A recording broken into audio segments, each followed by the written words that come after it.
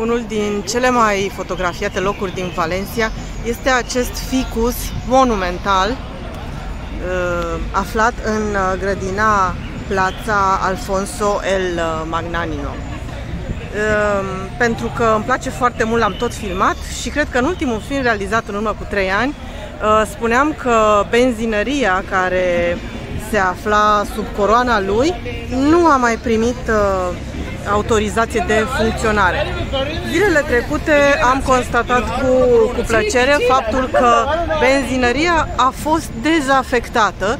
Aici era punctul Repsol, astfel încât domnul să fie liber să-și facă de cap. Rădăcinile lui s-au întins foarte, foarte mult și adevărul este că punea în pericol benzinăria. Uitați rădăcinile. Ce este inedit la acest ficus este că el a fost plantat dintr-o eroare, pentru că în 1852, când s-a amenajat această grădină, au fost plantați 42 de arbori de magnolii. Grădinarii la vremea respectivă nu și-au dat seama ce este, au crezut că este tot o magnolie și l-au plantat.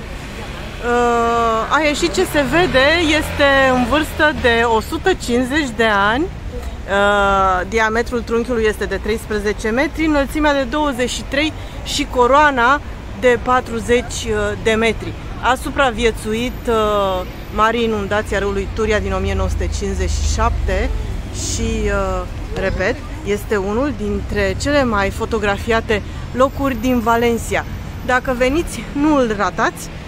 De fapt, nici nu aveți cum, pentru că este la poarta centrului vechi, poarta în sensul figurat.